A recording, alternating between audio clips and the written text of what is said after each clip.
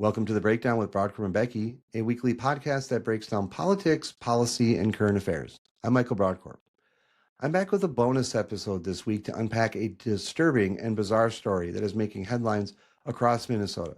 A 22-year-old man with a criminal record is alleged to have used a false identity to enroll in multiple high schools, most recently at White Bear Lake Area High School, where he played football and attended classes while posing as a teenager. I'm joined today by Representative Elliot Engen, who represents the district, to discuss how this could have happened, where the system failed, and what needs to change to protect students and restore trust. Thank you for joining me. I'd like to make a programming note that this podcast was recorded before the superintendent of the White Bear area schools released a statement about this incident. We will be including that statement in the episode notes about this episode. Thank you.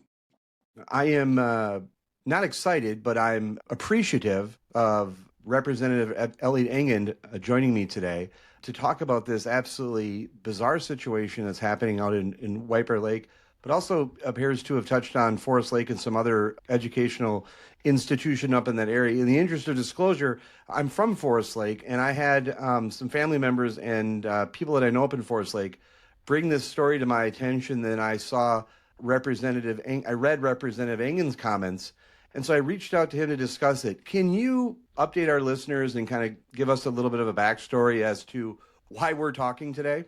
Yeah, well, it's nice to see you. I wish we could be talking under some better circumstances, but ultimately, it came out 2 days ago that there's a student who's a student, and I say that with air quotes. He's a 22-year-old man who has been posing as a 17-year-old for the past couple of weeks here since school started.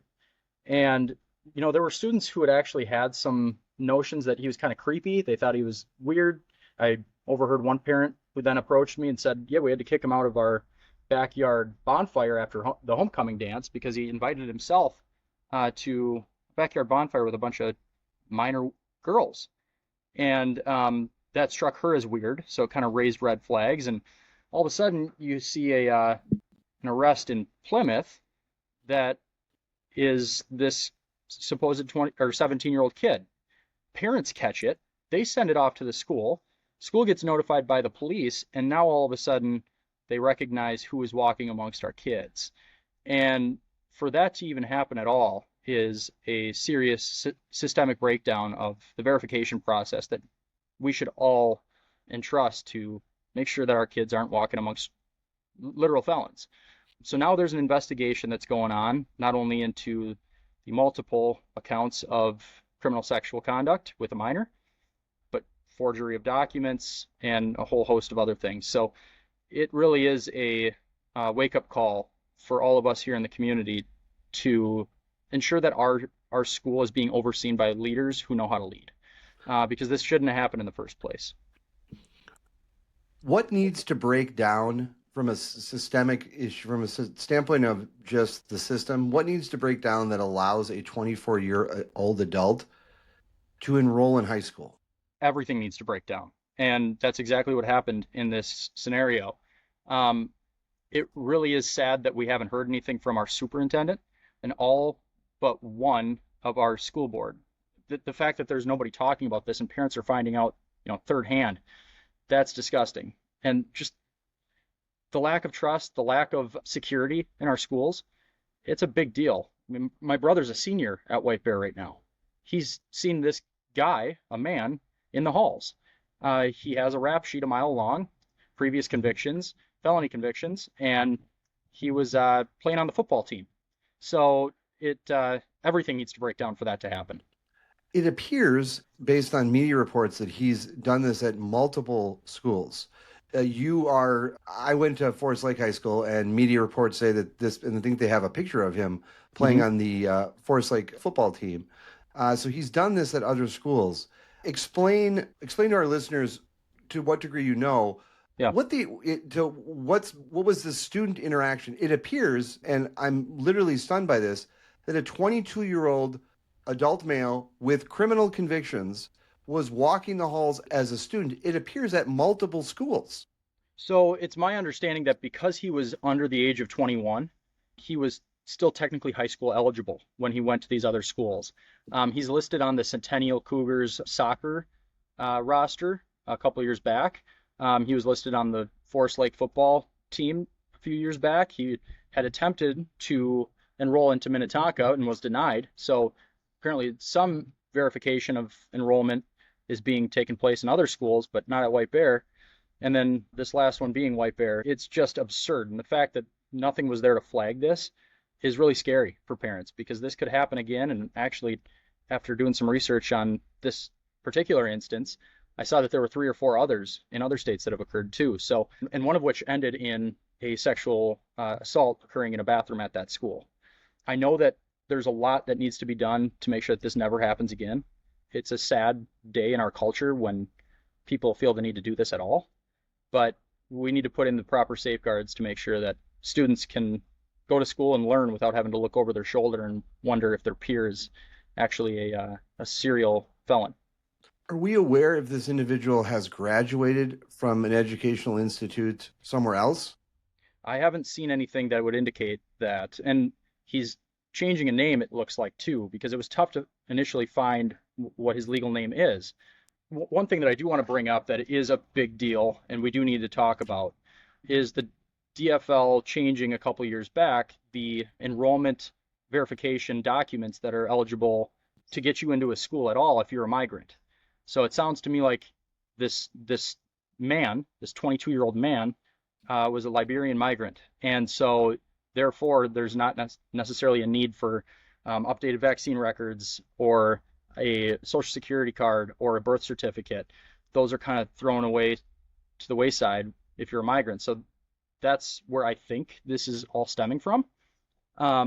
And I'd love to hear more on whether or not that's true from what, or I guess when the investigation concludes, but that's a big deal and we need to put in some safeguards right there too. At this point, do we understand if he provided all the requisite documentation, or there is some allegation that some of it was forged? Is that correct? So it's my understanding, because the school did put out a comment saying that they followed all protocols to the extent of the law would allow. And I thought that was weirded, or it was worded pretty weird, because that means that they did everything that the state would allow for, but nothing further. So I'm wondering now, and I'm actually speaking with nonpartisan research, as to whether or not we have limitations on what can be used or how districts can verify for, just a person's identity before they're enrolled. I also think that it could be a little bit of a legal shield for them so that they don't have to go through a lawsuit, because this definitely presents multiple lawsuit, civil and criminal, from folks who have been impacted by this sick and twisted individual. So it's still pretty murky, and I wish that there was more that was coming out, and I wish that our superintendent was saying something about it. Before we get to some the accountability things, I have a process question for you. Yeah. As you noted, this person was over the age of 18. In Minnesota, you can be enrolled in school, I think up until 21, correct? 21, yep. So explain to our listeners a little bit of that. So I have teenage children, and so there are circumstances where someone over the age of 18, 19, Yep. 20, and 21 is legally enrolled in a school.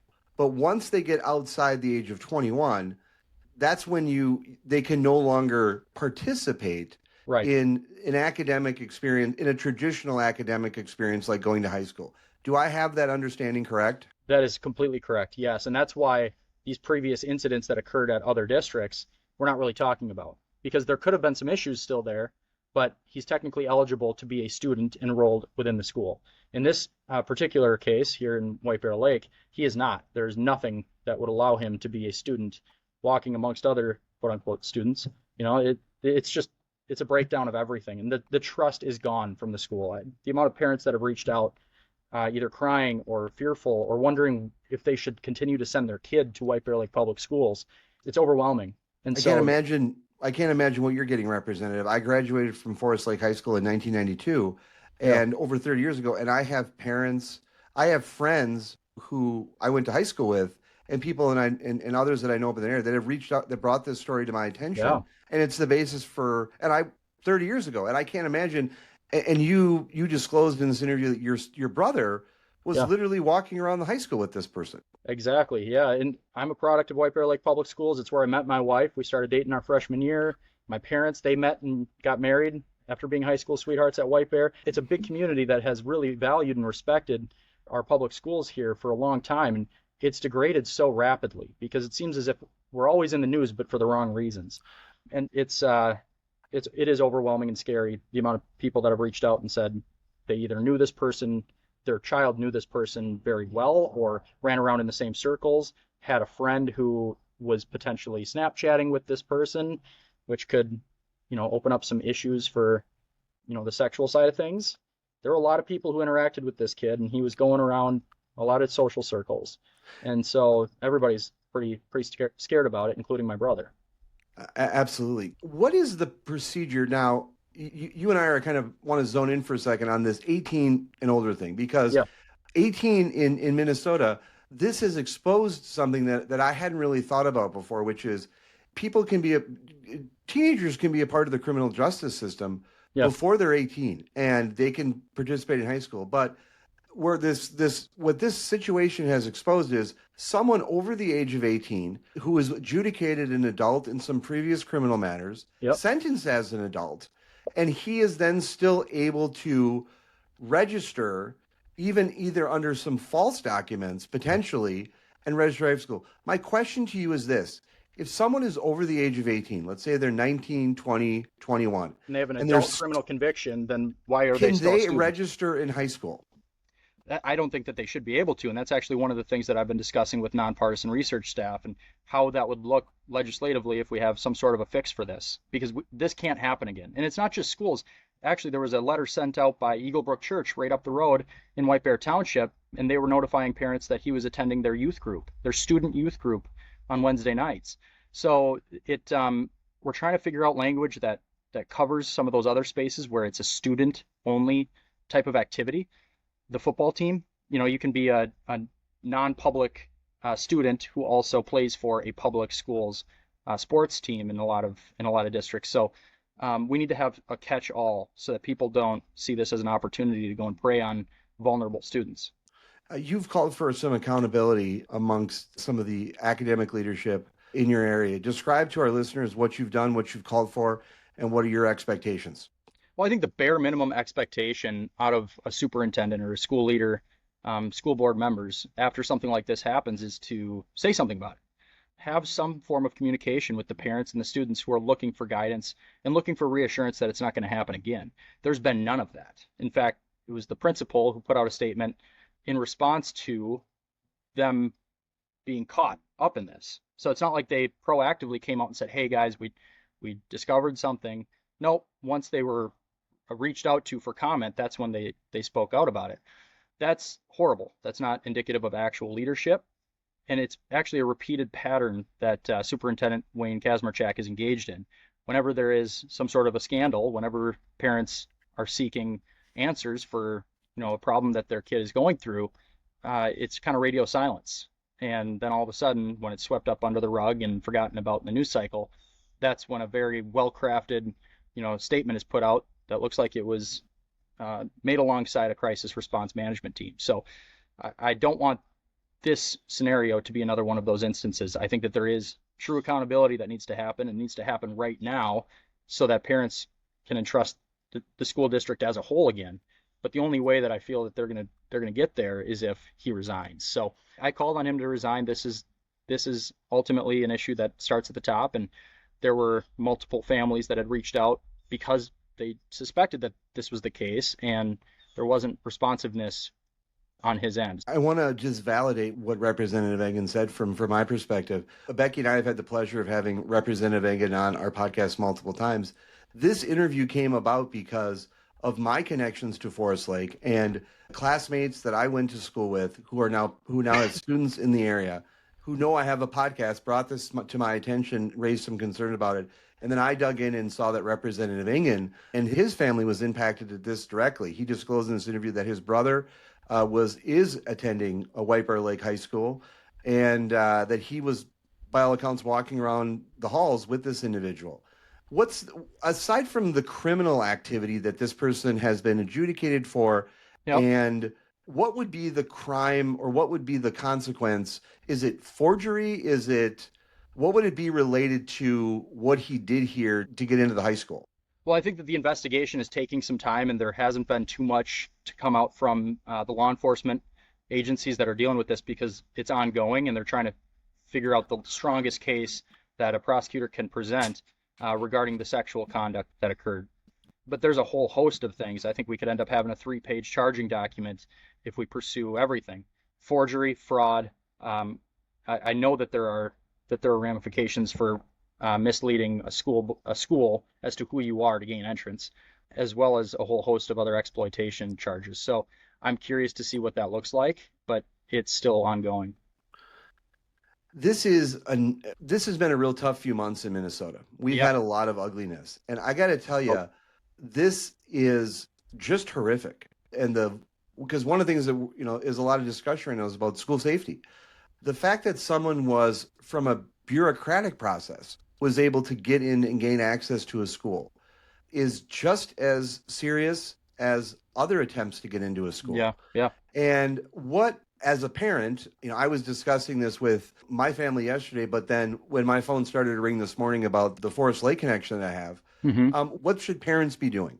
What should they be doing to have conversations with their kids? How should they be talking about the situation, independent of whether they live in one of the impacted school districts?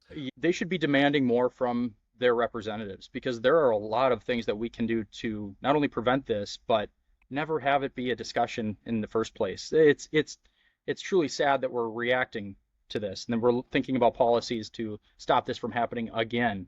In much of the same regard that we're talking about, school safety when it comes to, physical threats. There are a whole host of things that are apolitical, that don't always go back to the same debates, that are common sense, that are logical, and that protect our kids. And we should be pursuing policies that do just that. If anybody tells you that they have a silver bullet, one single item that's going to protect in every scenario each kid in a school, they're lying to you.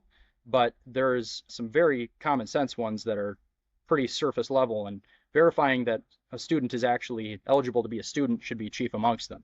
Um, I'm gonna continue to work on this. I'm trying to put together a package that, because I've already worked on the Shield Act. I know we've talked about that offline, but I'd like to see a SOS, a Save Our Students or Save Our Schools type package of legislation come out that really looks to address any and all forms of student threat, whether it be there's a lot of these online data breaches that we're seeing. There's a lot of the entrances, looking to do harm to kids, and then this now being the newest form of student danger that's presented to them from outside influences. So we need to do more as a legislature, and we need to implement do good policy, not just feel good policy, because this is occurring all the time. I mean, 9 critical threats per independent school district per year in the state of Minnesota. That's too many. Representative Engen, what are your next steps related specific to this incident? What are you planning on doing over the next few days, and what should our listeners watch for, particularly from following your accounts? Yeah, so I'm going to continue to engage with nonpartisan and our partisan research staff. I'm going to ask a lot of questions as to how the law currently works, and then I'm going to make sure that it's bolstered so that there's not only increased penalties for having done this. This should come with a mandatory minimum, trying to gain access to a students only or a minors only type of activity or space, and then pretending that you're somebody else and gaining influence over them and having that power dynamic. That needs to come with ramifications. There needs to be serious, serious penalties for having done so. Only a sick and twisted and depraved mind could even think to do that. But I think that it's necessary in the long run. So, going to look at that. Going to look at our verification process within schools that is dictated by statute, and make sure that it's more comprehensive. And then roll back that exemption for migrants, because I'm sorry, it's not compassionate to say anybody can walk amongst our kids so long as they're not born in America. That's wrong. Absolutely. Representative Engen, I want to thank you for making time today on I'm surely, which is a busy day. And Yeah. also this is a crisis that is hitting close home to you. And so I wish your family, and, your siblings who are processing this too, all safety. And if there's updates, please let us know. We'll continue to watch your social media account. And we look forward to talking with you in the coming weeks about this and other subjects. All right, sir? Hey, thank you so much for having me. I appreciate it. Thank you so much. Take care. I want to thank you for joining me for this bonus episode of the Breakdown with Brodkorb and Becky. Before you go, show some love for your favorite podcast by leaving us a review on Apple Podcasts or on the platform where you listen. You can also follow us on our website and across all social media platforms at BB Breakpod. The Breakdown with Brodkorb and Becky will return next week. Thank you so much for joining us.